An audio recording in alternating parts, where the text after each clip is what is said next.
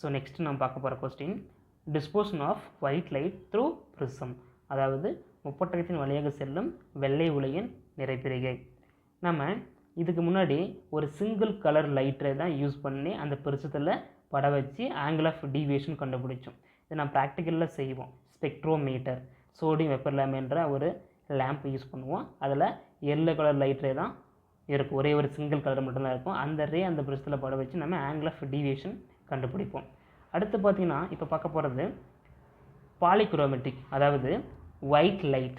இதுவும் நம்ம ப்ராக்டிக்கலாக யூஸ் பண்ணுவோம். அதாவது மெர்க்குரி வெப்பர் லேம்பு அதை யூஸ் பண்ணி அந்த ஒயிட் லைட்டில் 7 கலர்ஸ் அடங்கியிருக்கும். அந்த ஒயிட் லைட்டை ஒரு ப்ரிசத்தில் பட வைக்கிறோம். பாருங்கள், இந்த ப்ரிசம் இருக்குது. அதில் டோட்டலாக 3 ஃபேஸ் இருக்கும். 1 ஃபேஸு கிரவுண்டட், அதாவது சொரசொரப்பாக இருக்கும். அனதர் 2 ஃபேஸு பளபளப்பாக இருக்கும். அந்த அனதர் 2 ஃபேஸில் தான் லைட்டு இன்சிடென்ட் ஆகும், ரிஃப்ராக்ஷன் ஆகும். ஓகேவா? இப்போ ஒரு ஒயிட் லைட்டு சம் ஆங்கிளிலிருந்து இன்சிடென்ட் ஆகுது. எந்த மீடியத்திலேருந்து இன்சிடென்ட் ஆகுது? ரேர் மீடியத்திலிருந்து இன்சிடென்ட் ஆகுது. இங்கே போயிட்டு இது டென்சரி மீடியம். ஓகேவா? இது டென்சரி மீடியம். அப்போ ரேர் மீடியம் டு டென்சரி மீடியம் ஒரு லைட்ரி பாஸ் ஆனால் இந்த மாதிரி ஆக்சுவலாக ஸ்ட்ரைட் லைனில் தான் போயிருக்கணும்.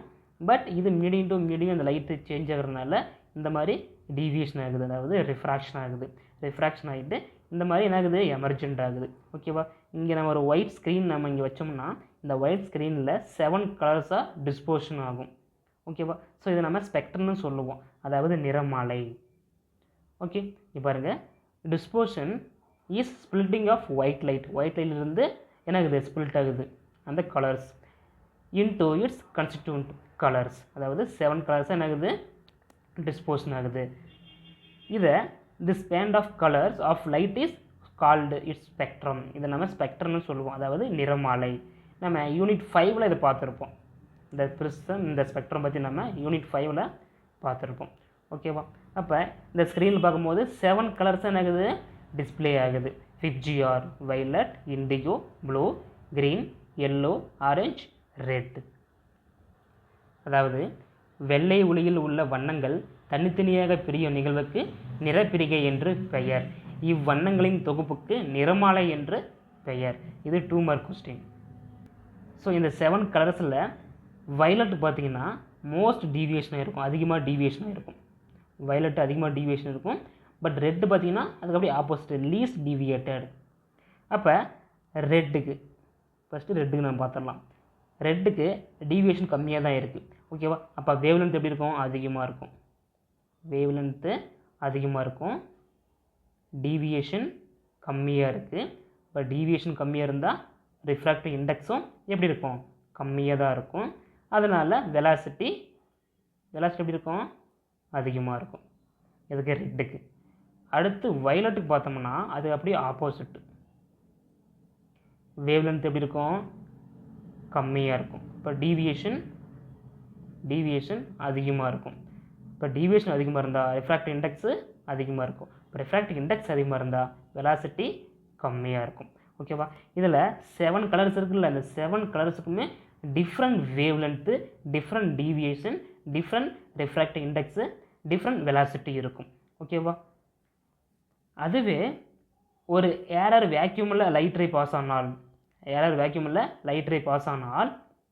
அதில் எல்லா இந்த 7 கலர்ஸுமே சேம் ஸ்பீடில் தான் போகும். ஓகேவா? அதுக்கு எந்த ஒரு டிஸ்போஷனும் ஆகாது, வேவ்லென்த்தை டிபெண்ட் பண்ணி இருக்காது. எப்போ? இந்த ஒயிட் லைட்டு இன் வேக்யூமில் ட்ராவல் ஆனால். பட் அதுவே இந்த மாதிரி மீடியத்தில் இந்த கிளாஸில் லைட்ரே பாஸ் ஆனால் இந்த ஒவ்வொரு கலர்ஸுக்குமே டிஃப்ரெண்ட் வேவ்லென்த் இருக்கும். இப்போ ரெட்டுக்கு பார்த்தீங்கன்னா லாங்கர் வேவ்லென்த், அதாவது 700 நானோமீட்டர். இதுதான் லாங்கஸ்ட் வேவ்லென்த். அதுவே ஷார்ட்டஸ்ட் வேவ்லென்த் பார்த்தோம்னா வைலட்டு 400 நானோமீட்டர். ஓகேவா? Red light is at the longer wavelength எவ்வளோ? 700 நானோமீட்டர். அதுவே வைலட்டுக்கு பார்த்தோம்னா violet light is at the shorter wavelength 400 nanometre. So அதுக்கு உள்ளே தான், அதாவது அதுக்கு இடையில தான் மீதி கலர்ஸ் என்னென்ன? Indigo, blue, green, yellow, orange, இந்த மாதிரி different wavelength, different deviation, different refractive index, different velocities இருக்கும். இங்கே ஒரு பாக்ஸ் கொடுத்துருக்காங்க பாருங்கள், refractive indices for different wavelength. இப்போ கலர் கொடுத்துருங்க, வைலட், ப்ளூ, எல்லோ, ரெட்டு. வயலட்டோட வேவ்லென்த் பார்த்திங்கன்னா 396.9, ப்ளூவுக்கு 486.1, எல்லோவுக்கு 589.3, ரெட்டுக்கு 656.3. அதோட ரிஃப்ராக்டிவ் இண்டெக்ஸ் பார்த்திங்கன்னா ஒவ்வொரு மீடியத்தை பொறுத்து சேஞ்ச் ஆகும். இப்போ கிரவுண்ட் கிளாஸ் இருக்குன்னு வச்சுக்கோவே, அதோட அந்த வயலட்டோட ரிஃப்ராக்டிவ் இண்டெக்ஸ் பார்த்திங்கன்னா கிரவுண்ட் கிளாஸில் 1.533, அதுவே ஃப்ளின் கிளாஸ் பார்த்திங்கன்னா வயலட்டோட ரிஃப்ராக்டிவ் இண்டெக்ஸு 1.663 இருக்குது. ஓகேவா? ஸோ இந்த மாதிரி இந்த மீடியத்தை பொறுத்து இந்த கலர்ஸோட ரிஃப்ராக்டிவ் இண்டெக்ஸ் என்ன ஆகுது, சேஞ்ச் ஆகுது. ஓகே, ஸோ இது 1 மார்க் கேட்பாங்க, நல்லா பார்த்துக்கோங்க. ஸோ இந்த பாக்ஸ் பாருங்கள், சார் ஐசக் நியூட்டன் ஒரு பியூட்டிஃபுல் டெமான்ஸ்ட்ரேட் பண்ணிருப்பார். அதாவது ஒரு ஒயிட் லைட் இந்த பிரிசத்தில் பட வைக்கிறாரு சம் ஆங்கிளில். அது என்னாகும், 7 கலர்ஸாக டிஸ்போஷன் ஆகுது. ரைட், மறுபடி இன்னொரு பிரிசம் எடுத்து அது இன்வெர்ட்டடாக வைக்கிறாரு, அதாவது தலைகீழாக வைக்கிறாரு. தலைகீழாக வச்சு மறுபடியும் அந்த ஒயிட் லைட்டை வெளியே வர வைக்கிறாரு. ஓகேவா? ஸோ இந்த டேபிளேஷன் பார்த்துங்க, 1 மார்க் கேட்பாங்க. அடுத்து இது டிஸ்போஷன், இது 2 மார்க் கொஸ்டின், சம்டைம்ஸ் 3 மார்க் கேட்பாங்க. ஸோ நல்லா பார்த்துவாங்க, வெரி சிம்பிள் தான். நம்ம யூனிட் 5லேயே இதை பார்த்துருப்போம். ஓகேப்பா, தேங்க்யூ.